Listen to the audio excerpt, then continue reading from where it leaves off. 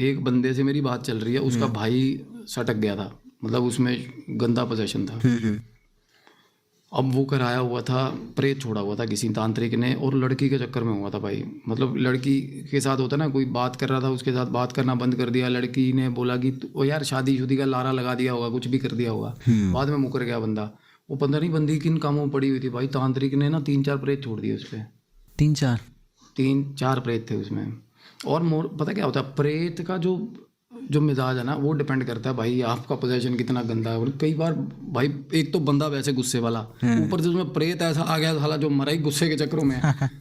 तो क्या हुआ ना, मैं उससे बात कर रहा हूँ भाई, और उसके अंदर बंदे के अंदर 24 घंटे पोजीशन था यार।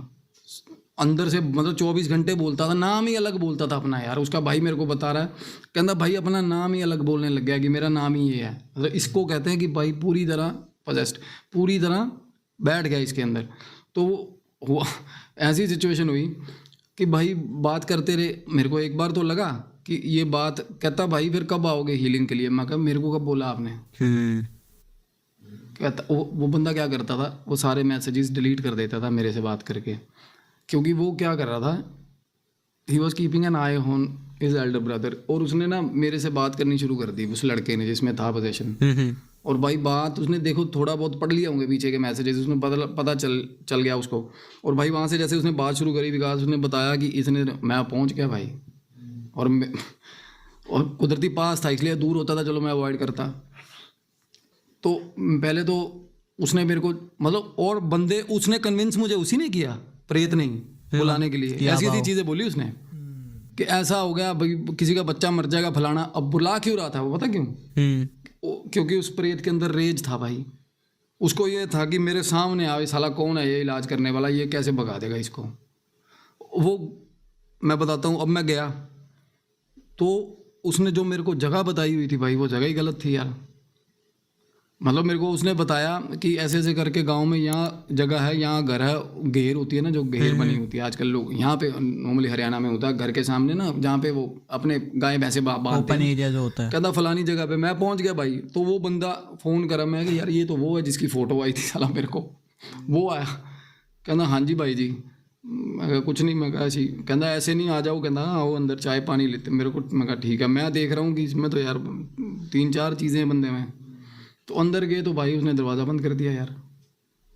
हाँ भाई फुली जागृत वो बंदा, दरवाज़ा बंद करके बोला हाँ वही हीलर मेरे को बोला, हाँ भाई मेरे को शाना जैसे यहाँ शाना बोलते हो, पता लग जाता है कि कौन है। हाँ अभी शाने मेरे को बोला। और भाई उसके अंदर से आवाज़ें आए ऐसी ऐसी, और देखने में ठीक ठाक यार बंदा तगड़ा। तो मेरे को बोला हाँ बता क्या इलाज करेगा मेरा। अब मेरे को क्या करना है इस मोमेंट पे, अगर मैं थोड़ा बहुत भी सॉफ्टनेस दिखाऊंगा तो पिटूंगा तो क्या ही, चल होना क्या अल्टीमेटली। तो और वैसे भी ना प्रे जो होते हैं ना, उनको आइडिया नहीं होता सामने वाले का क्या सिस्टम है, कैसा है। आपको ना अपने भगवान का वहाँ पे पल पल में ना, कहते नाम लेना, आपके अंदर ना नाम है तो आपको क्या पल पल स्मरण करना है उसका नाम का। आप मंत्र जाप कर रहे हो ना, एक एक मंत्र तब पता चलता है, तब काम आता है भाई आपको। आपकी भक्ति तब पता चलती है क्या क्या कहाँ से बोलती है, कहाँ से निकालेगी आपको। तो भाई मैं जब बोल रहा था ना अपने मन में भी मानसिक जब ना, तो भाई वो उसको मुझे पता था कि इस बंदे को जकड़ हो रही है। अब गंदे वाली मेरे सामने खड़ा था यार वो, और उठा के मारता कुछ ना कुछ वो मुझे उस सिचुएशन समझ रहे हो यार। बंदा मतलब मैं हूँ और सामने वो बंदा खड़ा है, और मेरे को वो मैनिपुलेटिव इस लेवल तक का मेरे को बोल रहा कहाँ चला जाएगा। मैं कहा देख अकेले में, मैं कहा तू वैसे लड़ ले फिजिकली, वैसे लड़ ले। मैं कहा जो जीत गया मैं कहा देखी जाएगी, चला जाएगा। कहता तेरे को क्या लग रहा है अकेला बैठा हूँ मैं यहाँ, मेरे को बोला वो। कहता 4 हैं यहाँ पे। मैं कहा 4 तो है ही, मेरे को पता है 4 तो तू मैं कहा अंदर ही ले रहा अपने अंश गंदे साले। मैं कहा तू इतने गंदे इतनी गंदी मलिन चीज़ें, पता क्या होता है वो, कोई लड्डू पे आया हुआ, कोई रसगुल्ले पे आया हुआ, भोग पे भेजी हुई तांत्रिकों ने चीज़ें। एक रसगुल्ला के चक्कर में भाई किसी पे प्रेत छोड़ दे जाए, आजकल ये चलता है सिस्टम। मतलब पैसे तो उससे ठीक ठाक ले लिए, लड़की से तो ले लिया होगा 51,000, और प्रेत तो एक रसगुल्ले पे गया भाई बाबू। सेमी कंट्रेक्चुअल बेसिस वाला सिस्टम, ठेके पे नहीं नौकरियां लगाते सरकारी। प्रेतों की जिन्नों की नौकरियां लगी हुई आगे भाई, तनख्वाह 70,000 आ रही है पीछे से, आगे 5,000 पहुंच रहा है। तो वो क्या चलते हैं वो छोटी छोटी चीज़ों पे एक्स्ट्रा पर्क्स चाहिए उनको। किसी की मर्जी माँ बहन करवा लो यार, कोई दिक्कत नहीं है भाई। कितना आसान होता है किसी के ऊपर प्रेत छोड़ना? बहुत आसान होता है, क्योंकि नहीं हमारे लिए बहुत मुश्किल है, एक नॉर्मल लेमैन के लिए बहुत मुश्किल है भाई प्रेत छोड़ना। अपने पे पहले बुलाना, हावी करना, फिर छोड़ना आसान नहीं है। अपने पे बुलाना मतलब? अरे अपने सामने हाजिर करना, उससे पहले आप इक्विप्ड होने चाहिए भाई, आपको पूरी नॉलेज होनी चाहिए हर चीज़ की। या एक तो या तो सही सीधे तरीके से चीज़ें हैं, स्पिरिचुअल हीलिंग, एक सात्विक तरीके से चीज़ें हैं कि भगवान का नाम ही इतना लिया होना चाहिए कि आपके आगे पानी भरें ये चीज़ें। तो या फिर मेरे भाई तामसिक शक्तियाँ आपने इतनी ताकतें इतनी कर रखी हो कि जिनके अंडर ये सब हैं, समझ लो। फिर उनसे फ़ोन करवाया जाए या तो मैसेज पहुंच जाए व्हाट्सएप पे इनके पास, भाई पहुंच जाओ, वहाँ बुला रहा है तांत्रिक। तो ये तांत्रिक होते हैं ना, ये जल्दी बफर लगा के, ये जो ताकतें, ये कुछ विद्याएं होती हैं ऐसी जो बहुत कम दिन में सिद्ध होती हैं और बहुत गंदी विद्याएं होती है भाई। मतलब फिल्थ लेवल पे बड़ी गंदे फिल्थ ही विद्याएं होती हैं, वो करके इनको बुला लेते हैं। और वो 4 तो उसमें थे और मेरे को बोल रहा 3 तो यहाँ पे जिन है, कहता इसी वक्त कहता मेरे को बोला 3। और मैं तो पहले ही चलता हूँ जिन के चक्कर में थोड़ा। तो कहता मेरे को ये बोल रहा था, कहता यहाँ पे सारे इकट्ठे कर रहा हूँ, कहता अभी तू यहीं पे रुक। मैं कहा कोई ना, तू जितने मर्जी इकट्ठे कर ले, मेरे साथ जो खड़ा वो मेरे साथ ही खड़ा है। और क्या हुआ क्या उस मोमेंट पे भाई, थोड़ी देर बाद सिर पकड़ के बैठ गया वो। ना तो मैंने उसको मारा ना उसने मेरे को मारा। देख रहे हो स्पिरिचुअल वॉर कैसी हुई, किस तरीके की। अब मैं क्या चीज़, मैं डिवाइन, मैं फॉर द सेक ऑफ किस लिए जा रहा हूँ, मैं for the sake of help गया हूँ ना वहाँ। वो किस लिए आया है, वो मेरा नुकसान करने आया ना, मन में गंदी चीज़ रख के आया ना। तो भाव है ना भाई। तो क्या हुआ भाई, उसका भाव गलत था, मेरा भाव सही था। मैंने भगवान का नाम लिया, मगर मैं मतलब यही होता है कि भाई मैं किस जगह फंसा दिया भगवान जी आपने। मैं तो अच्छे के लिए आया हूँ ना। मैं एक टाइम यार, जरूरी नहीं कि आप, शायद मैं उससे लड़ने जाता तो मैं ही पेल देता पकड़ के उसको, पर बात ये है कि लड़ना भी क्यों पड़े यार ऐसी सिचुएशन में। मैंने कहा, मैं मानसिक जप कर रहा था भाई, मैं अपना बीज मंत्र कर रहा था और थोड़ी देर बाद सिर पकड़ के ना ऐसे बेड पे वहीं बैठ गया वो, मतलब खाट सी पड़ी हुई थी, बैठ गया। कहता अब मेरे भाई ने नाश करवा दिया मेरा। फिर ऐसी बातों पे आ गया वो, मगर कोई दिक्कत नहीं। फिर मैंने कंधे पे हाथ रखा उसके और फिर उसने हाथ झटका, कहता हाथ, क्योंकि ये चीज़ें हाथ नहीं लगवाएंगी आपसे, बहुत नफरत करती हैं ये चीज़ें बहुत। और नॉर्मली क्या है, आइडेंटिफिकेशन ये पकड़ते हैं नाम, या फिर यहाँ से पकड़ लो 1 सेकंड में। किसी को वैसे भी पता करवाना ना, किसी में चीज़ है, यहाँ से ये एरिया होता है ना, तो एकदम से ऐसे पकड़ोगे ना, ऐसे दिखेगा ना आपको, उसी वक्त पता चल जाएगा कि इसके अंदर है कुछ ना कुछ। इसीलिए वो सर पे हाथ रखते हैं ज़्यादातर, हम सर पे रखते हैं, कहीं रखते हैं। अब देखो कोई बंदा जिसके अंदर जाप है, 51,000 जाप ये हमारे अंदर ऐड होते जाते हैं, पता है आपको, हमारा ऑरा बिल्ड होता जाता है। जितने मंत्र भगवान का एक बार भी लिया हुआ नाम ना हमारे काम आता है भाई, जेन्युइनली काम आता है। आकाशिक रिकॉर्ड्स में भी वो मेंशन, एक बार भी हमने जो अच्छा सोचा बुरा सोचा, वो सब हमें उसका फल मिलना है भाई, वो मिलना है हमें फल। तो क्या है ना, वहाँ पता चलता है आपका ऑरा, आपने जो तपस्या की है वो शानदार है भाई, और भगवान आपको निकाल के लाता है ऐसी सिचुएशन से। और जो बंदा जाप करता है उसके हाथ ही ऐसी चीज़ों पे हाथ भी रख दिया ना, ऐसी चीज़ों को ऐसा लगेगा भाई तलवार रख दी, क्योंकि वो डिवाइन पावर है। और कि ये वह मत रखना कोई कहे भाई मेरे में भगवान किसी में नहीं आता भाई। भगवान आए ना नारियल की तरह फट जाएगा शरीर। लोग बोलते ना मेरे में भाई माता आती है, ऐसे बेवकूफ़ लोग हैं यार, क्या मतलब सिर घुमा रही हैं जनता। चलो सिर घूमता होगा, मस्ती होता है, चलो भाव आ रहा होगा, बट ये लोग कह रहे माता आ जाएगी शरीर में, रह जाएगा कुछ यार, फाड़ के माता की तीव्रता झेल लेगा कोई यार। तो भगवान की भाई मैंने सिद्धि कर ली हनुमान जी की, चलो सिद्धि का मतलब मैंने सीधे कर लिए भाई, जैसे मैं कहूँगा वैसे ही चलेंगे वो, ऐसे कर लेगा सीधे हनुमान जी को कोई। आपके अकॉर्डिंग क्या करते हैं फिर, बोलते हैं कुछ नहीं भाई, वो एक अंश बराबर ना गण होते हैं, जो देवता लोगों के गण है ना, वो आएंगे, वो आपकी भक्ति अगर अच्छी है उसको कंसिडर करके जाएंगे, वो आपके पास से होंगे।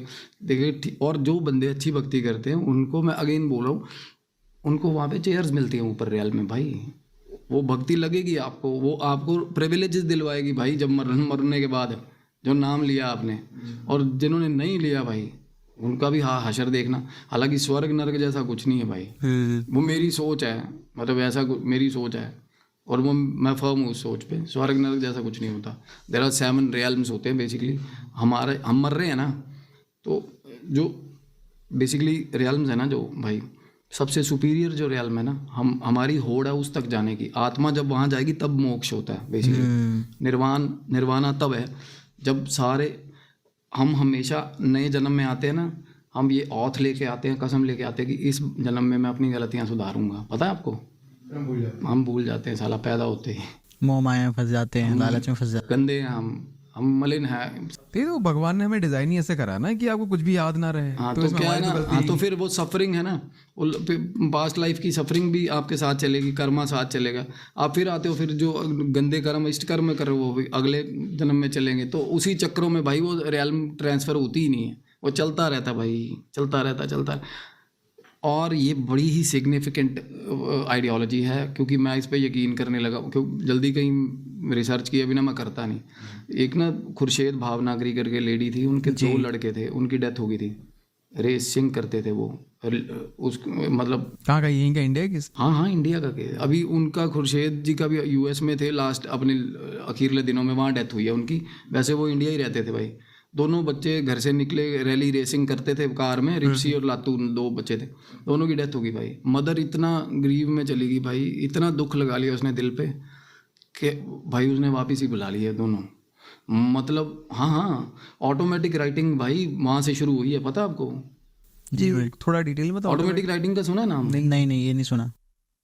नहीं सुना? नहीं भाई ये फिनोमिना है स्पिरिट से बात करने का। जिस तरीके हर जैसे मीडियम है ना अलग अलग बात करने के, ऑटोमेटिक राइटिंग भी एक मीडियम है भाई, पता है? आप सिर्फ आप अपने हाथ में पेन पकड़ते हो। अच्छा, आपसे कोई लिखवाएगा एज अ मीडियम। बिल्कुल सच है भाई, ये बिल्कुल सच है। तो सर अपने दोनों बच्चों को वापस बुला ले, क्योंकि अरे बिल्कुल उनमें बिल्कुल आते थे वो दोनों, और उन्होंने बताया भाई, जेन्युइनली उन्होंने बताया भाई कि ये रियल्म्स हैं भाई। और बहुत जो सबसे बुरा रियल्म है ना, वो तो कहते धरती। आप अंदाज़ा लगाओ, हमारी धरती नरक जैसी हो चुकी है, तो हम क्या कौन से नरक में जाएंगे भाई। फर्स्ट स्टोरी जो मैं शेयर करना चाहूँगा वो मेरे एक दोस्त हैं, बहुत ही अच्छे दोस्त हैं, उनके भाई के साथ ये हुआ था। सगे भाई नहीं, उनके कज़न थे, बट मेरा अच्छा दोस्त है। जब उन्होंने मुझे बताया कि ऐसा ऐसा हुआ था, तो मैं थोड़ा शॉक हुआ कि ऐसा भी हो सकता है। आज तक हमने मूवीज़ वगैरह में बहुत चीज़ें देखी होंगी कि ऐसा होता है, स्पिरिट पीछे पड़ जाती है, बट इनका केस थोड़ा सा डिफरेंट था। हुआ क्या था एक्चुअली, ये जो पंजाब के एक छोटे से गांव में ये लोग रहते थे, अब वो सिटी बन चुकी है, बहुत पुरानी बात है ये। तो उस टाइम पे क्या हुआ, उसने मुझे बताया कि उसके मामा का लड़का है, उसके साथ क्या होता है डेली रात के टाइम, नॉट एवन की पूरा रात के टाइम, सुबह के 2:30 से 3:30 के बीच में, 2, 2:30, 3 बजे के बीच में आसपास उसको कुछ चीज़ें अपने रूम में महसूस होती हैं। जैसे महसूस क्या होता है कि कोई उसके रूम में मूवमेंट कर रहा है, कोई बाहर से उसको देख रहा है खिड़की से, और स्लीप पैरालिसिस जो हम कह सकते हैं कि दबाव होता है, वो चीज़ें उसको बहुत महसूस हुई। और जब मैंने डिटेल में पूछा कि क्या हुआ था, तब उसने मुझे बताया कि उसको स्टार्टिंग से 1 हफ्ते तक ऐसा हुआ कि जैसे कोई उसके रूम में आ रहा है, वो सो रहा है, कोई आके उसके छाती पे बैठ गया, जैसे किसी ने, ऐसा हुआ कि किसी ने पिलो उसके फेस के ऊपर रख दिया है और वो सांस नहीं ले पा रहा। किसी का मूवमेंट घर के अंदर हो रहा है। फैमिली को बताया, फैमिली इतना ज़्यादा फोकस नहीं किया फैमिली कि नहीं चलो रात को आया है, जॉब करता है, पढ़ रहा होगा, कुछ काम कर रहा होगा, तो शायद इसको वहम हुआ होगा, नहीं फोकस किया किसी ने। जब चीज़ें ज़्यादा होने लगी कि डेली का ही ये हो गया, वो पूरी रात सो नहीं पा रहा है, 1 हफ्ते 10 दिन से सुबह सो रहा है, रात को नहीं सो पा रहा है, ना अपने काम पे फोकस कर पा रहा है, हालत भी थोड़ी ख़राब होने लगी थी। तब उसकी फैमिली ने कहा कि कोई बात नहीं, कुछ एक काम करते हैं, तुम अपने कज़न्स के पास चले जाओ, मतलब जो मेरा दोस्त है इसके घर चले जाओ, कुछ दिन वहाँ पे रह के आ जाओ, वो माइंड फ्रेश हो जाएगा तुम्हारा।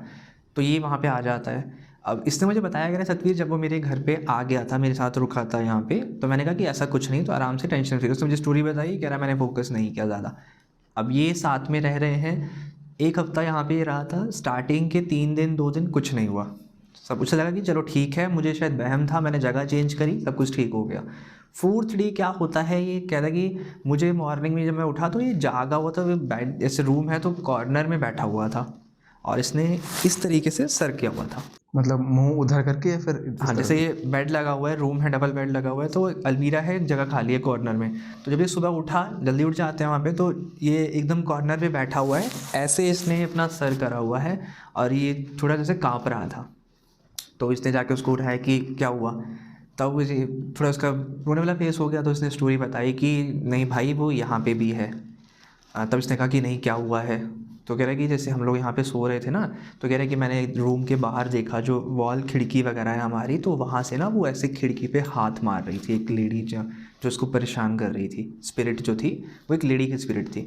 तो वो इसको कह रहा है कि ऐसे शीशे पे ऐसे हाथ मार रही है कि मुझे ऐसे बाहर बुलाने के लिए। वो गुस्से में थी कि तू अंदर कैसे गया, कि बाहर आ, इस तरीके से। जब बात ज़्यादा बढ़ गई तो इसने फिर डिस्कस किया उनके साथ, फैमिली के साथ, कि मम्मी ऐसे ऐसे हुआ है इसके साथ। तो उन्होंने अपनी सिस्टर से बात करी, उनसे ही जिनका लड़का था वो, कि क्या हुआ है। तब उन्होंने बताया कि ये यहाँ पे 3 दिन से तुम्हारे पास आया हुआ है, 1 हफ्ते हमने भेजे कि जाओ तुम वहाँ पे रहो।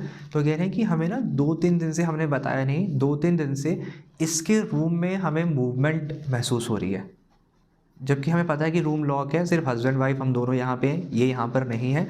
हमें लग रहा है कि इसके रूम में कोई चहलकदमी कर रहा है, कोई सामान इधर उधर फेंक रहा है, कोई घूम रहा है वहाँ पे, जैसे कोई गुस्से में किसी को ढूंढ रहा हो, वो चीज़ें होने लगी। तब जाके पेरेंट्स को लगा कि हाँ कुछ है बात, हमें कुछ करना चाहिए। देन फिर वहाँ पे कोई बाबा थे, तांत्रिक थे, किसी ने बताया कि इस गांव में है, क्योंकि वो जो गांव है वो हिमाचल और पंजाब के बॉर्डर पे लगता है, शिवालिक की पहाड़ियाँ हैं, थोड़ा हिली एरिया है। तो किसी ने बताया कि वहाँ पे पहाड़ों से में छोटी सी जगह है, वहाँ पे एक गाँव है, वो एक कुटिया में बाबा रहते हैं, उनको एक बार आप दिखा लीजिए जाके। नहीं मानते थे पहले, बट बेटे का सवाल है। अब जब वहाँ पे गए, उन्होंने देखा उस चीज़ को, तो उस बाबा ने बताया कि लड़की की स्पिरिट है। हुआ क्या था, आज से कुछ टाइम पहले तुम लोग जो है, जैसे तुम जॉब से आते हो शाम के टाइम, तो तुम वहाँ से आ रहे होंगे, कि जंगली एरिया है थोड़ा सा, कि वहाँ से आप लोग आ रहे थे। उस टाइम पे जो ये स्पिरिट है, ये अपने फादर के साथ बाइक पे या बाइक पे थी, जा रही थी वहाँ से। मतलब उस वक्त पे स्पिरिट नहीं होगी? हाँ, स्पिरिट नहीं थी, नॉर्मल इंसान है। कि वो स्टोरी बता रहे हैं बाबा कि ये लोग वहाँ से जा रहे थे, तुम भी उसी रास्ते से आ रहे थे, रात का टाइम था। तो इन लोगों का वहाँ पे एक्सीडेंट हो गया था। इसके पापा वहाँ पे पड़े हुए थे, चोट बहुत ज़्यादा सर पे लगी थी, ये भी वहाँ पे गिर गई थी, इनके भी चोट लगी हुई थी। तो ये किसी से हेल्प मांगने की तरह कि हमें बचा लिया जाए, कि हमारा एक्सीडेंट हो चुका है, थोड़ा सा नीचे गिर गए थे रोड के साइड में। अब ये वहाँ पे ये लोग गिर गए, अब इनको हेल्प चाहिए थी। रैंडमली हुआ क्या कि ये वहीं से क्रॉस किया, इस लड़के ने वहीं से, ये बाइक पे अपनी चला गया होगा, इसने शायद देखा नहीं या इग्नोर कर दिया या ध्यान नहीं दिया कि उसको हेल्प चाहिए, वो हेल्प मांग रही थी, नहीं हेल्प कर पाए, ये वहाँ से चला गया। लास्ट मोमेंट पे ये लड़का उसको क्लिक कर गया कि ये यहाँ से गया, इसने मेरी हेल्प नहीं करी। उसके पापा भी एक्सपायर हो गए, वो लड़की भी एक्सपायर हो गई। तो उसने एंड टाइम पे, मरते हुए टाइम पे, इसको देख लिया कि ये वहाँ से गया है, इसने मेरी हेल्प नहीं करी, तो इसीलिए वो इसको परेशान कर रही है आके, कि तुमने मेरी हेल्प नहीं करी, तुमने मुझे इस तरीके से परेशान किया था। ये सारी चीज़ें हुई। तब उन्होंने कहा कि अब कुछ हो सकता है, तो उन्होंने कहा कि हो सकता है, क्योंकि आपने टाइम रहते पता लग गया हमें कि हुआ क्या था, किस चीज़ ने किया था। तो उन्होंने कहा कि एक काम करना है, एक डॉल उन्होंने बनाई थी। एक्चुअली मैं नहीं मानता था पहले इन चीज़ों को, मूवीज़ में देखा कि डॉल में पिन चुभा रहे हैं, ऐसा हो रहा है। तो उन्होंने एक डॉल बनाई, और जो मेरे दोस्त का भाई था उसका एक बाल लिया और डॉल के साथ बांध दिया, और कुछ अपना करा उन्होंने, जो क्रियाक्रम करते हैं अपना, कुछ तंत्र मंत्र किया उन्होंने। और उन्होंने कहा कि यहाँ होता क्या ना, गाँव वगैरह में, पंजाबी में तो उसे खड्ड कहते हैं, कि मतलब एक छोटी सी नदी टाइप से, मान लीजिए कि नदी से कट के रास्ता निकलता है, बरसात में पानी आ जाता है। कई जगह चोई कहते हैं, खड्ड कहते हैं, छोटा दरिया कहते हैं, कि नदी टाइप है, वो सूखी हुई है, बारिश आएगी तो पानी आ जाएगा, या डैम से छूटा जाएगा तो पानी आ जाएगा। तो उन्होंने कहा कि इसको ले जाओ गुड़िया को, वहाँ पे जो खड्ड है उसके अंदर इसको दफना देना, खोद के बीचों बीच में दफना देना, और वहाँ से वापस आ जाना, पीछे मुड़ के मत देखना, ठीक है। तो फैमिली ने, कि दोनों भाई वहाँ पे गए, कह रहे हमने वो डॉल, ब्लैक कलर की थी डॉल, वो उसको एकदम सेंटर में गए उस खड्ड के, उसको खोदा, वहाँ पे दफना दिया, पानी में डाल दिया, और हम लोग वहाँ से वापस आ गए। हमें पीछे नहीं मुड़ना था। ये लोग वहाँ से वापस आए, 50 से 100 मीटर पीछे आए होंगे, कि एकदम से उसमें खड्ड में पानी आ गया, फ्लो के साथ, जैसे चीज़ें बहाकर ले गया। नेक्स्ट डे बोला गया कि भाई बारिश हुई थी पहाड़ों में, डैम से पानी छोड़ दिया, इसलिए खड्ड में पानी आ गया। नॉर्मल था सबके लिए, लगा सबको, बट इनको लगा कि नहीं, नॉर्मल नहीं था, कुछ था वहाँ पे, कि हमने उसको दफनाया वहाँ पे बाल वाली डॉल कर, वो पानी के साथ वहाँ से फ्लो कर गई। अब कुछ भी इसका रीज़न हो सकता है कि शायद वो उसको साथ में लेके जाना चाहते हो, जो भी नेगेटिव एनर्जी थी वहाँ पे, जैसा इसने मुझे बताया। बट अब कह रहा है कि सब कुछ ठीक है, कोई प्रॉब्लम नहीं है, बट अभी भी वो कह रहा है कि थोड़ा डरता है। उस रूम में हुआ नहीं है कि कोई उसको मूवमेंट हुआ हो, बट फिर भी उसको थोड़ा सा दिल में जो बैठ जाता है ना, ऑरा कमज़ोर हो जाता है, कि अगर किसी के साथ ऐसा बोला जाता है, एक बार भी अगर इस तरीके का पोजेशन कुछ हो जाए, तो कहा जाता है कि उसका द्वार खुल जाता है। तो नेक्स्ट टाइम अगर कोई एंटिटी, कुछ चीज़, अगर नेगेटिव कोई चीज़ वहाँ पे होती है, तो वो जल्दी उस पर्सन को कैप्चर करेगी एज़ कंपैरिजन दूसरे पर्सन को। ये जितनी भी मैंने कहानियाँ सुनी हैं अभी तक अपने पॉडकास्ट जर्नी में, जितना मुझे समझ आया है कि ये जो भी स्पिरिट्स वगैरह होती हैं, फिर नेगेटिव एनर्जी कह लो, ये बिना मतलब के नहीं परेशान कर रही होती, इनका कोई ना कोई कारण होता है। या तो कुछ इनकी इच्छाएं होती हैं जो वो पूरा करने की कोशिश करते हैं, या फिर उनको आपसे कोई मदद या फिर किसी तरह की हेल्प चाहिए होती है। तो इस कहानी में शायद यही हो रहा है कि किसी तरह की हेल्प चाहिए थी, उसने करी नहीं, तो अब वो सता रही है आके सता रही है। कि भाई हेल्प क्यों नहीं करा। ऐसा बहुत चीज़ें होती हैं। अगर आप कोई पर्सन, ऐसा बोला जाता है इंडियन मैथोलॉजी में, समझ लीजिए ऐसा बोला जाता है पैरानॉर्मल सोसाइटी में, कि कोई पर्सन है जो बहुत ही ज़्यादा दृढ़ निश्चय वाला है, हार्ड वर्किंग है, वो अपनी कोई इच्छा लेके इस संसार से चला जाता है। तो ऐसा बोला जाता है कि जब तक उसकी वो इच्छा पूरी नहीं हो जाएगी, उसकी स्पिरिट को सुकून नहीं मिलता, वो बार बार लोगों को परेशान करती है। कुछ बोलते हैं ना, मुक्ति नहीं मिली है। किसी का एक्सीडेंट हो गया, किसी ने सुसाइड कर लिया, वो चीज़ें होती हैं। बिना बात से देखिए कोई भी किसी को परेशान नहीं करता। सिंपल बात ये है, आप मान लीजिए आप कहीं बाहर जा रहे हैं, मोस्टली लड़के करते हैं, हम बाहर जा रहे हैं, कहीं भी जा रहे हैं, ज़्यादा दूर नहीं जाएंगे, अगर अपने उत्तराखंड और हिमाचल में जाएंगे, वहाँ पे उसको देवभूमि कहा जाता है। हर गाँव के वहाँ पे ग्राम देवता होते हैं जो उस गाँव को बचाते हैं, उसकी रक्षा करते हैं। आप वहाँ से जा रहे हो, कहीं भी जा रहे हो आप, किसी का स्थान बना हुआ है, हो सकता है कोई चीज़ नेगेटिव या पॉजिटिव कुछ भी हो सकता है कि उनका वहाँ पे स्थान है। आप वहाँ पे जाके कुछ गलत चीज़ कर रहे हो, आपने कुछ जूठा फेंक दिया, आपने वहाँ पे ओपन में शुशु कर दिया, वहाँ पे आपने कोई चीज़ ऐसी कर दी है, तो मतलब आपने उनको परेशान किया, पहले वो आपको परेशान करेंगे। ये चीज़ें होती हैं। तो बिना मतलब से तो कोई किसी को कुछ नहीं कहता, बट आप अगर परेशान, क्योंकि उनका अपना एरिया है, आपका अपना है, आप उनको रहने दीजिए, आप अपने में रहिए, कुछ नहीं होगा।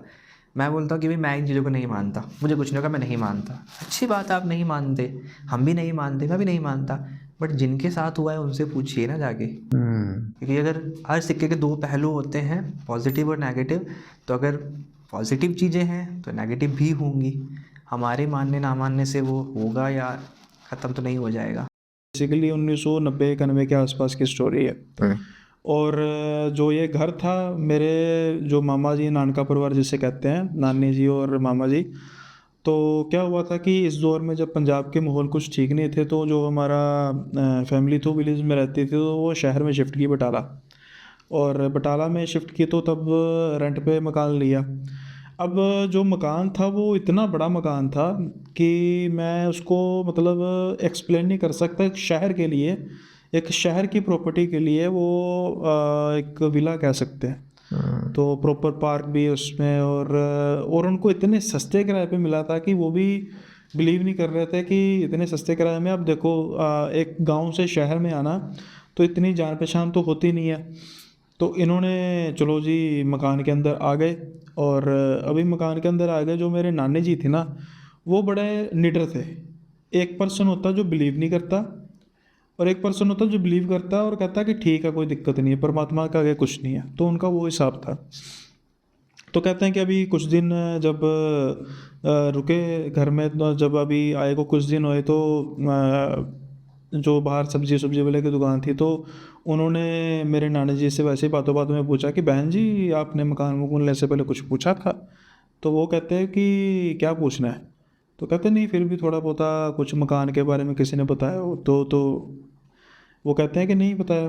कहते चलो ठीक है। तो नानी जी बताया, वो बात शुरू की है, तो फिर बताओ क्या बात हुई है? कहते नहीं कुछ नहीं, वैसे ही मैंने, चलो। नानी जी कहते हैं कि वैसे कई लोगों की आदत होती है। उन्होंने बात छोड़ दी। अब इस सारे इंसिडेंट में मेरा भी मतलब मैं भी छोटा सा कनेक्टेड हूँ वहाँ पे। तो कैसे है कि मेरा बर्थ 90 का, और ये बात है 91 की। मेरा दिसंबर 90 का बर्थ है, 91 की बात है। तो अब क्या हुआ कि जो घर है वो मैंने आपको बता दिया किस तरीके का घर, और वो घर काफ़ी पुराना था। बटाला शहर बड़ा पुराना शहर है, और वहाँ पर बहुत बहुत पुराने घर हैं। तो चलो, अब क्या हुआ कि छोटी छोटी ना मतलब हरकतें होती रहती थी। इस स्टोरी में करैक्टर्स कुछ ज़्यादा हैं, या इंसिडेंट ही कहेंगे, इसमें करैक्टर्स ज़्यादा है। नानी जी के बारे में मैंने बता दिया, और जो मेरे मामा जी थे, वो मेरे 3 मामा जी हैं, उनमें से जो सबसे छोटे मामा जी थे वो अब इस दुनिया में नहीं है, लेकिन तब वो माता जी के बहुत बड़े भक्त थे, और उनके लिए ये चीज़ें कुछ इतना मैटर करती नहीं थी।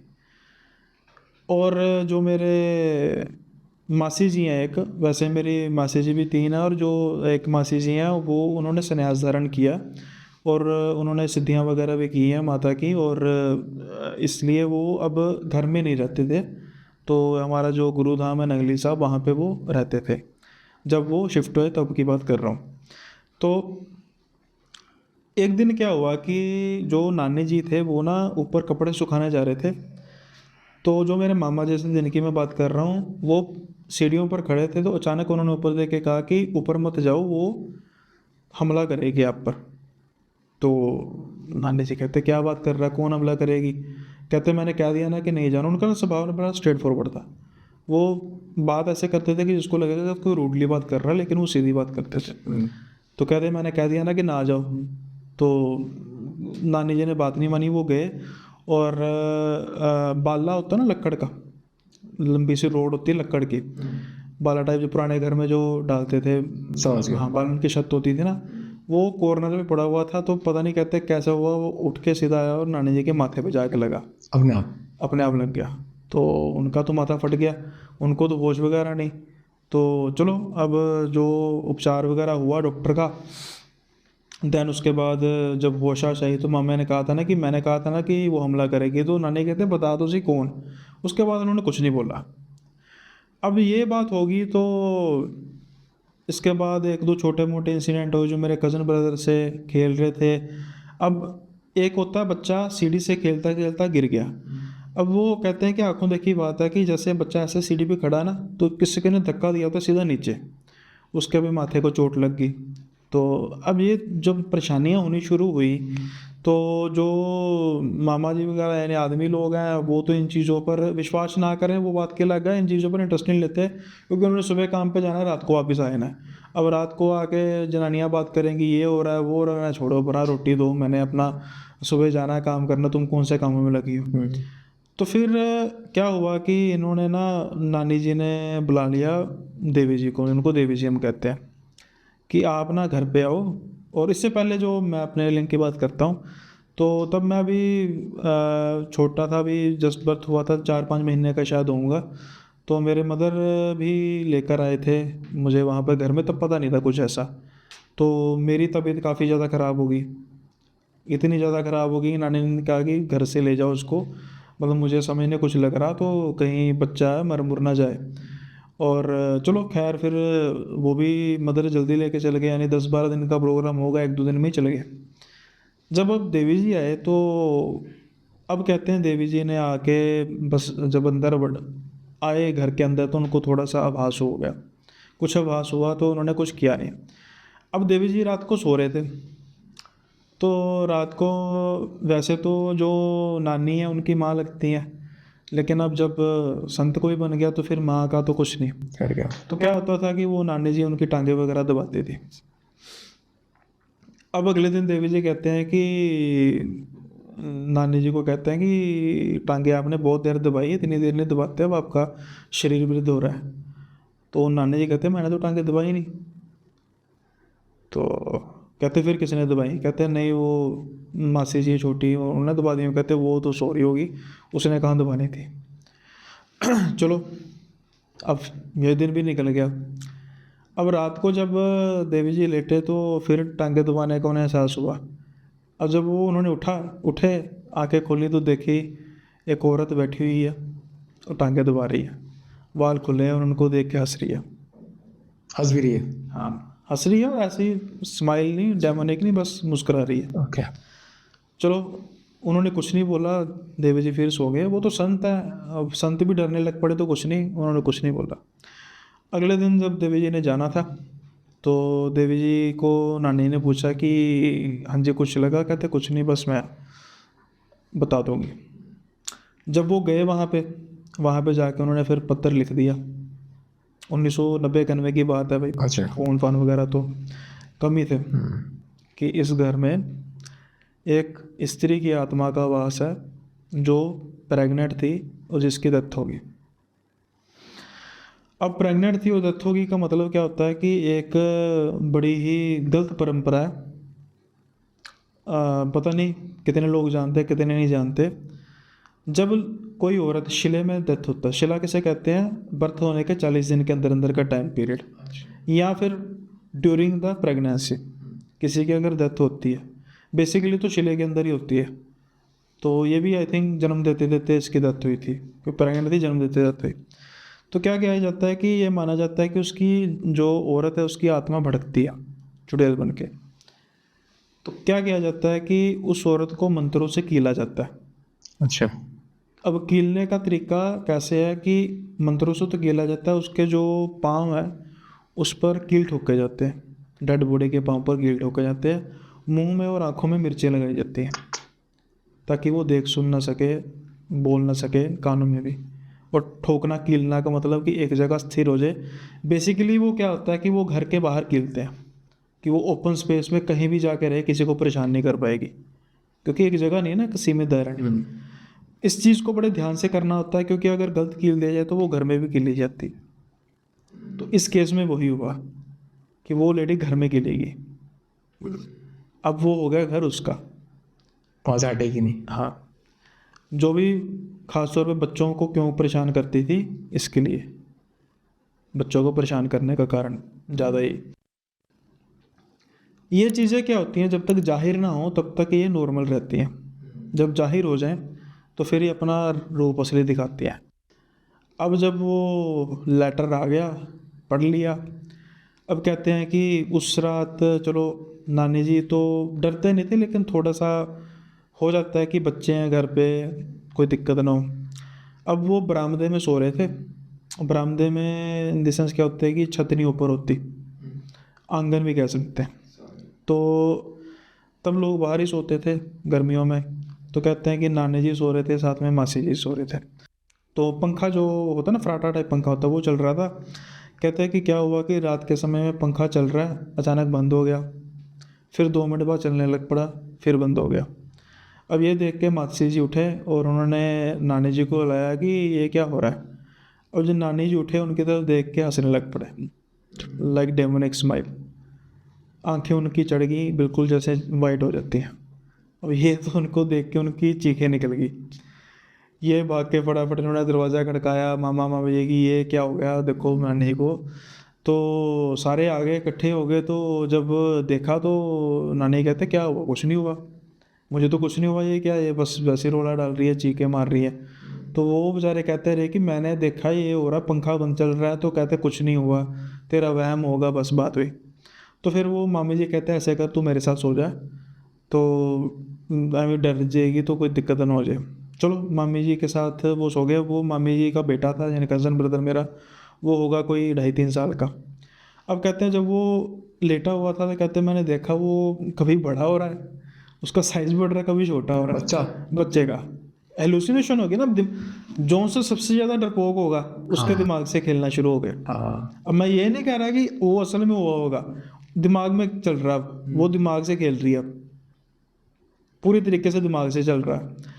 तो वो बड़ा छोटा हो रहा है, तो ये देख के हो रहा था खराब उनकी। और सारे फिर जब जागे तो अभी नानी जी ने सबसे बात नहीं की थी कि ये ऐसा कुछ भी है। तो फिर रातों रात ये हुआ कि ये कुछ हुआ, मुझे ये देवी ने बताया। अब ना मानने वाली बात नहीं। तो जो मामा जी से, तो उन्होंने कहा कि इसने भी पहले कहा किया था। तो कहते हैं कि मैंने कहा था कि वो हमला करेगी। तो एक मेरे जो बड़े मामा थे ना, वो थोड़ा सा खाड़कू स्वभाव होता है, निडर। तो वो ना गाली गुली निकालने लग पड़े, अब कौन है, मैं भी देखता हूँ, तंग करती है वो। चलो बात हुई।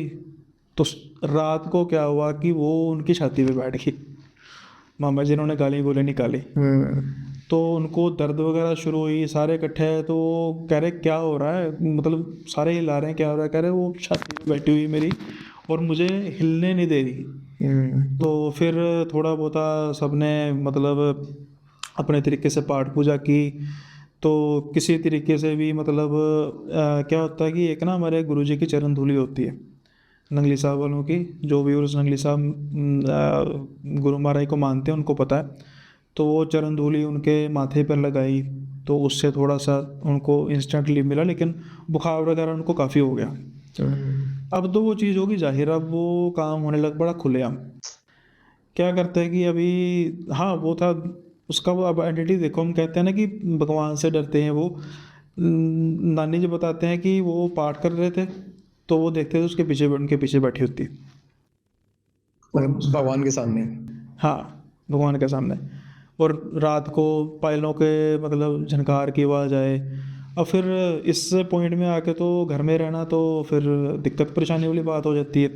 फिर कहता है कि हमने अब घर फिर छोड़ दिया। वो मैंने जब मैं कह रहा हूँ वो घर मैंने बाहर से देखता हूँ ना, अब वो देखने में भी डरावना लगता है, क्योंकि वो धीरे धीरे खंडर में तब्दील हो रहा है। उसके बाद 1-2 जाने आए थे, बस नहीं सके। तो आप मान के चलो कि वो घर इतना बड़ा और इतना आलीशान, अब वो उस खंडर में है। और अभी भी वो कहते हैं कि अभी जैसे मैंने बाद में पूछा, कहते हैं कि उस घर में 3-4 ऐसे कमरे थे जो बंद ही थे, पता नहीं उसमें क्या था, डोंट नो कि उसमें क्या चीज़ें रखी गई थी। अब ये सारी चीज़ें जब हुई, सब रैप अप हुआ, तो उस जो लेडी है, जब तक उसको जैसे कहते हैं उसके जो परिवार वाले थे उसको श्रद्धा वो होता है उसकी गति नहीं करेंगे, तब तक वो एंटिटी वही रहेगी। और अब ज़रूरी नहीं कि वो एंटिटी ही सिर्फ वहीं पे है, और भी आगे होंगी, क्योंकि वो खाली मकान है और वो इस तरीके का मकान है कि जहाँ पर ऐसा वास है। अब देखो ना, अब इसमें एक चीज़ है कि वो भगवान के मंदिर में भी बैठ गई। रीज़न है कि उसकी कोई गलती नहीं, उसकी क्या गलती है, मर गई बेचारी। अब किसी परंपरा की वजह से उसको अंदर कील दिया गया। तो अब एक चीज़, घर तो उसका है ना, हाँ। वो घर में किसी और को नहीं रहने देगी। अब वो लोग हैं जो उसको परेशान कर रहे हैं, वो किसी को परेशान नहीं कर रही। दैट्स वाई कि अब वो संत के चरण भी दबा रही है, उनको कोई नुकसान नहीं पहुंचाया। बच्चों को इसलिए नुकसान पहुंचा रहे हो कि देखो ना, बच्चों को जन्म देते थे डेथ हुई है, तो कहीं ना कहीं एक जिसे कहते हैं वो खुंदक भी है कि बच्चे की वजह से मौत हुई। तो ये चीज़ें सारी, मतलब अब आप मुझे ऑफलाइन पूछ रहे थे ना कि आप मानते हो, तो अब परिवार वाले सारे बड़ा पागल हैं जो सारे झूठ बोलेंगे। हर एक के साथ जिसके साथ हुआ वो सारे बड़े झूठ बोलेंगे। तो कुछ लोग ऐसा बोलते हैं ना कि जो एंटिटीज़ होती हैं, नेगेटिव एनर्जी होती हैं, भगवानों से दूर रहते हैं, हनुमान चालीसा का पाठ करो तो दूर रहता है। तो ऐसे कौन से टाइप के एनर्जी होते हैं, या फिर किस तरह की आत्मा कह लें, स्पिरिट कह लें, जो भगवानों से दूर रहते हैं? क्योंकि हमने तो यही सुना है कि भगवान से दूर रहते हैं, और ये जो स्टोरी है इसके हिसाब से तो इनको कोई फ़र्क नहीं पड़ रहा, भगवान के सामने ही आके बैठे हुए हैं। मैंने उसका रीज़न बता दिया ना कि एंटिटी की नेचर क्या है।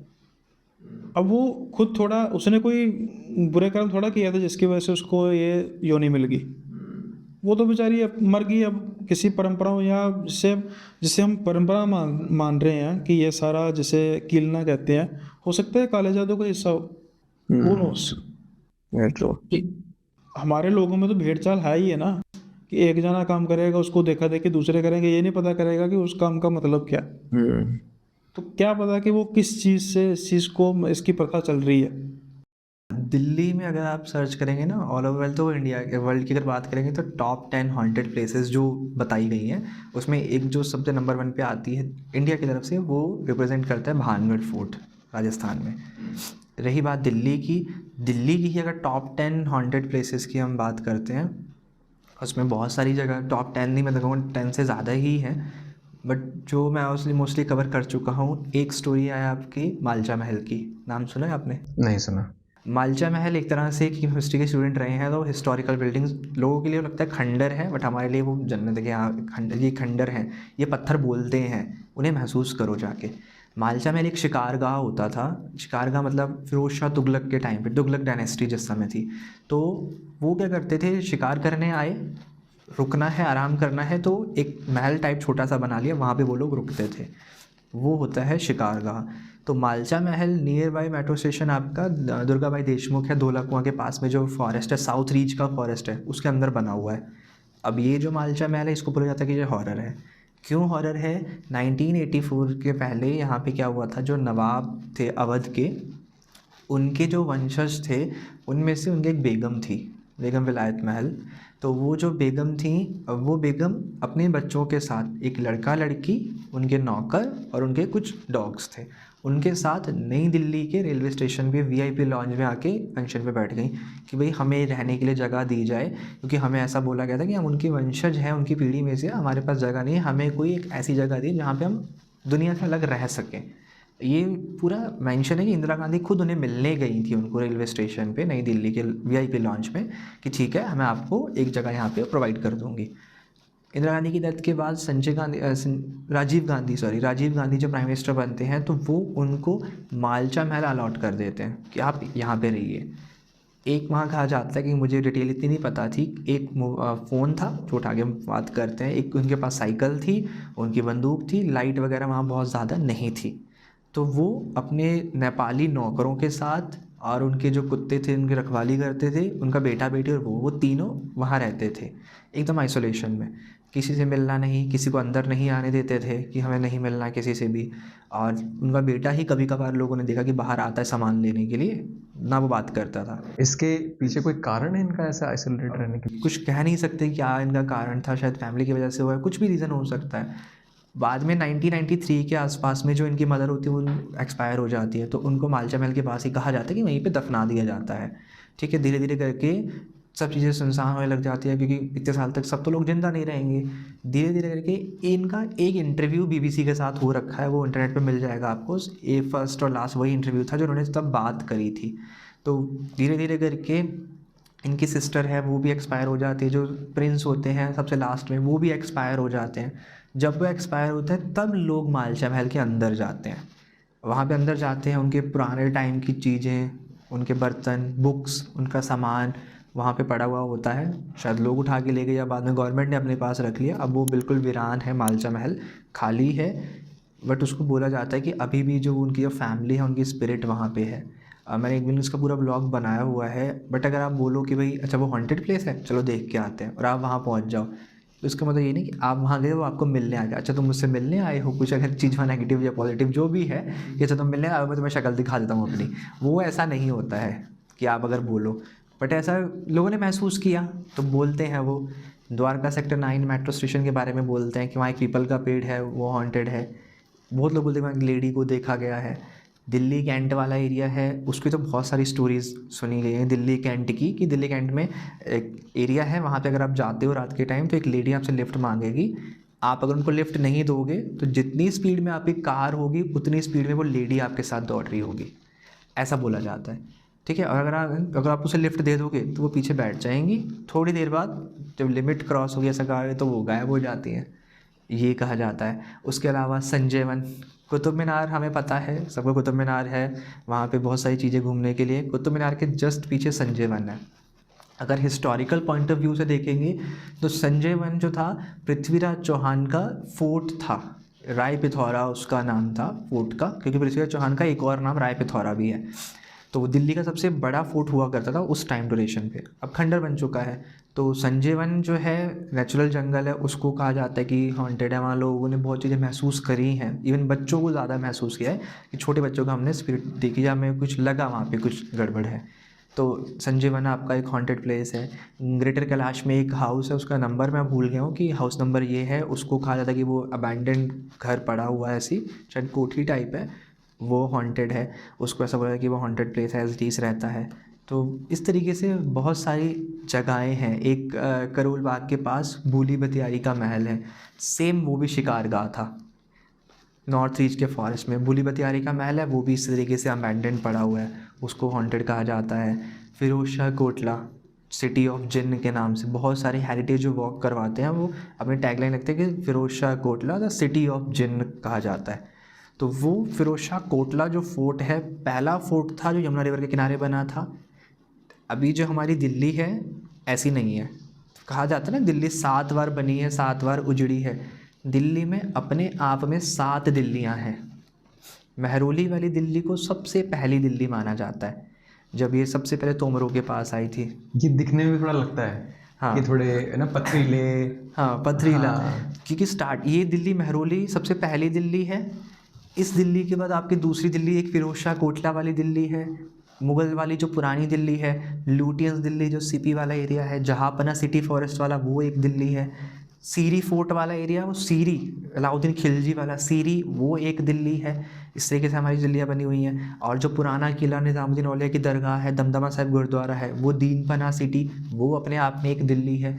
तो इस तरीके से आपकी 7 दिल्लियाँ हैं। और जिसको हम न्यू दिल्ली बोलते हैं आपका लुटियंस वाला है, वो अंग्रेज़ों के टाइम पे ड्यूक ऑफ कैनॉट ने उसका इनॉग्रेशन करके उसको बसाया था। लुटियंस दिल्ली जो है वो भी एक दिल्ली, 8वीं दिल्ली उसको बोला जाता है। तो इस तरीके से दिल्लियाँ बसी हैं। फिरोज शाह कोटला के बारे में कहा जाता है कि वहाँ पे जिन जो है आपकी चिट्ठियाँ पढ़ते हैं। आप ऐसा लोग मान्यता है, मैं बहुत बार गया हूँ वहाँ पे, कि हमें तो हिस्टोरिकल पॉइंट ऑफ व्यू से जाना है, हम भूत पकड़ने तो नहीं जा रहे हैं ना, हमें ऐसा कि भाई आपकी जगह है, आप अपनी जगह पे, हम अपनी जगह पे। तो लोग वहाँ पे अपनी कुछ मन्नत छोड़ के आते हैं कि हमारी ये मन्नत है। अगर वो मन्नत उनकी कहते हैं कि जिन उनकी मन्नत पढ़ते हैं चिट्ठी, अगर वो पूरी हो जाती है तो वो पर्सन क्या करता है, किले में उस दिन थर्सडे आई थिंक वो दिन होता है कि जितने लोग आते हैं उनको बिरयानी बंटवाते हैं। ऐसा मुझे बहुत सारे हेरिटेज वॉक जो करवाते हैं उन लोगों ने स्टोरी सुनाई है ये वाली। मैं काफ़ी इस बात से इम्प्रेस हुआ कि दिल्ली के बारे में आपने जो बोला 7 दिल्ली, यार वो काफ़ी नया था मेरे लिए। मैं ये जानना चाहता हूँ कि आपको ये नॉलेज कहाँ से आ रहा है, क्योंकि हिस्ट्री में स्पेशलाइज करते हैं हम। हिस्ट्री मेरा स्पेशलाइज सब्जेक्ट मेरा हिस्ट्री रहा है, और हिस्ट्री के बारे में एक चीज़ बोली जाती है सोशल साइंस के बारे में कि हिस्ट्री ज्योग्राफी बड़ी बेवफा, रात को रटो सुबह सफ़ा, ऐसा बोला जाता है। तो अगर आप हिस्ट्री में बोलो कि भाई मैंने हिस्ट्री का चैप्टर उठाया, मैंने कहानी पढ़ दी, रीडिंग कर रही, अंडरलाइन करो, ख़त्म, बच्चा ज़िंदगी भर हिस्ट्री से नफरत करेगा। हम हिस्ट्री क्यों पढ़ते हैं? क्या हम कड़े मुर्दे उखाड़ लेंगे? हिस्ट्री हम इसलिए पढ़ते हैं कि जो पास्ट में गलतियाँ हुई वो फ्यूचर में दोहराई ना जाए। आप उसको बुक्स में मत पढ़ो ना, आप उसे देखो। आपको पता है कि भाई कुतुब मीनार है, कुतुब मीनार ही क्यों है, क्यों उसका नाम पड़ा? अच्छा, कुतुब मीनार वाला महरौली वाला एरिया अप एंड डाउन है क्योंकि वो अरावली हिल क्या है। दूसरी तरफ आओगे नई दिल्ली की तरफ, साउथ से ऊपर नॉर्थ की तरफ जाओगे, ईस्ट दिल्ली की तरफ आओगे, बिल्कुल ही नया है, वो एकदम प्लेन एरिया है, यमुना के इस तरफ का एरिया है। तो इनकी अपनी अपनी चीज़ें हैं, बुक्स वगैरह हैं, बहुत सारी चीज़ें हैं, बट ये चीज़ें ना आपको एकदम डिटेल एक बुक में तो नहीं मिलेगी, थोड़ा सा आपको उसको एक्सप्लोर करना पड़ेगा। हर चीज़ का मीनिंग है। चांदनी चौक जो है शाहजहानाबाद है, किसी टाइम पे उसके 9 दरवाजे हुआ करते थे। यमुना रिवर एकदम लाल किले की दीवार से टच करके क्रॉस करती थी। कभी आप लाल किले को अगर देखने चाहोगे ना, सिर्फ घूमो मत, उसको एक्सप्लोर करो। उसके बीच में वो बनी हुई है, एक तरह से छोटा टाइप कह सकते हो, एक फवारा टाइप नदी टाइप है कि पूरे में फैली हुई है वो, ठीक है। अब उसमें क्या होता था कि यमुना रिवर से पानी उठाया जाएगा, किले के अंदर आएगा, सब यूज़ करेंगे, दूसरी तरफ से किले से बाहर निकल जाएगा। ये उस टाइम का आर्किटेक्चर था जो उन्होंने बनाया हुआ था, ठीक है। वो दिल्ली वाला एरिया था। महरौली को पहली दिल्ली कहा जाता है पृथ्वीराज चौहान के बाद से। जब पृथ्वीराज चौहान को बोलते कि लास्ट हिंदू रूलर थे, उनकी डेथ के बाद दिल्ली सल्तनत शुरू हो जाती है। कुतुबुद्दीन बख्तियार काकी जो हैं सूफ़ी थे, वो आए थे यहाँ पे, उनकी लिए जो कुतुब मीनार बनाया गया था। अब कुतुब मीनार हॉन्टेड नहीं है, बट कुतुब मीनार के पास में महरौली आर्कियोलॉजिकल पार्क है। वहाँ पे एक जगह है, एक टॉम्ब है, जमाली कमाली उसको कहते हैं। कुछ जगह बोला गया कि दोनों भाई थे, कुछ जगह के टीचर और उसके शिष्य थे, गुरु और चेला थे, दोनों सूफ़ी थे, ऐसा बोला जाता है, एग्जैक्ट नहीं पता। तो जमाली कमाली का जो टॉम्ब है उसको हॉन्टेड माना जाता है। मेन टॉम्ब, उसके अंदर आप नहीं जा सकते, आपको परमिशन लेनी पड़ेगी एसआई से, और उसके बाहर आप घूम सकते हो, उसके मूवमेंट कर सकते हो, उसके कंपाउंड में घूम सकते हो, उसको हॉन्टेड माना जाता है जमाली कमाली को। इसके अलावा फिरोज शाह कोटला के पास ही खूनी दरवाज़ा है, उसको हॉन्टेड माना जाता है। खूनी दरवाज़ा ये क्यों है? क्योंकि दिल्ली ने बहुत कुछ देखा है। आपका नादिर शाह का अटैक भी देखा है, 1857 का रिवॉल्ट भी देखा है। नादिर शाह का जब अटैक हुआ था तो कहा जाता है कि 3 दिन तक यमुना का पानी लाल हो गया था, इतना खून खराबा हुआ था। तो जब लास्ट मुग़ल रूलर थे बहादुर शाह जफ़र सेकंड, जब रिवोल्ट ख़त्म हो गया, अंग्रेज़ों ने सब कुछ सप्रेस कर दिया, झांसी की रानी वगैरह सब कुछ सप्रेस हो गया मंगल पांडे के बाद, तो बहादुर शाह जफ़र सेकंड जो हैं ये हुमायूं टॉम्ब में जाके छुप जाते हैं अपनी फैमिली के साथ। तो वहाँ से एक ब्रिटिश ऑफिसर इनको पकड़ लेता है हुमायूं टॉम्ब में से, और इन दोनों हस्बैंड वाइफ को रंगून जो म्यांमार है वहाँ भेज दिया जाता है। इनके सामने ही इनके 3 बेटों को गोली मार दी जाती है और खूनी दरवाज़ा के ऊपर वहाँ गा के टांग दिया जाता है। तो इस वजह से कहते हैं कि खूनी दरवाज़ा भी हॉन्टेड है, कि वहाँ पे लोगों को लगा ऐसा कि कुछ है गड़बड़। फिरोज शाह कोटला के बारे में कहा जाता है कि गड़बड़ है, लोग बोलते हैं कि हाँ हमने कुछ देखा। क्योंकि जब हम वॉक पे, हेरिटेज वॉक पे कभी मैं गया हूँ ना जैसे कभी, तो वो गाइड पहले बोलते थे फीमेल्स को कि आप परफ्यूम लगा के मत आना, बाल खुल के मत आना, सर अपना ढक लेना, मतलब फॉलो करना उस चीज़ को। अब नहीं पता कि है या नहीं है, बट लोगों का फेथ है, बोलते हैं ऐसा, हो भी सकता है। एक हॉन्टेड स्कूल करके भी मैंने इन्वेस्टिगेट करी थी। वहाँ पे क्या हुआ कि स्पिरिट के जवाब आ रहे थे, सामने से जवाब आ रहे थे, स्पिरिट बॉक्स में भी नहीं, क्लियर बाहर से एनवायरनमेंट में जवाब आ रहे थे। ठीक है, मैं एक जगह बिल्कुल ब्लैंक हो गया, मैं उस वॉल को, उसकी ग्रिल थी स्कूल की बिल्डिंग के खिड़की की ग्रिल थी, उस ग्रिल को ऐसे पकड़े खड़ा हो गया। कैमरामैन मेरा बोले सौरभ भाई क्या हुआ, सौरभ भाई क्या हुआ। 2-3 मिनट तक मैं बिल्कुल ब्लैंक था, मतलब मैं खो गया था। ठीक है, ऐसा भी हो जाता है। मतलब आप पूछ रहे थे ना कि कैसा, हाँ, आपके मन में क्या चल रहा है। हाँ क्या चल रहा है, तो ऐसे भी हो जाता है कई बार। तो ये सुशांत सिंह राजपूत का नानी का घर था। अच्छा। ठीक है, जो हमें बताया किसी ने कि ये सुशांत सिंह राजपूत के नानी का घर है, गांव का घर है बिहार में। ओके। ठीक है, तो हम वहाँ पे गए, उन्होंने बोला कि आप यहाँ पे देखो आपको कुछ मिलता है। हमें तो यहाँ पे फील होता है कि सुशांत बेटे की आत्मा आती है यहाँ पे। मतलब ऐसे ही रैंडम मेरे पास एक मैसेज आया था। तो हमें उस टाइम वहाँ पे शूट करना था। बिहार की भी एक लोकेशन थी, बिहार से थोड़ी सी दूर था, एक छोटा सा गांव था, उसमें थी लोकेशन। तो हमने शूट कर ली। एक ट्री था, हॉन्टेड ट्री करके था। वो उस दिन हमने शूट नहीं करा, हमने सबसे पहले फिर सुशांत का ही शूट करा।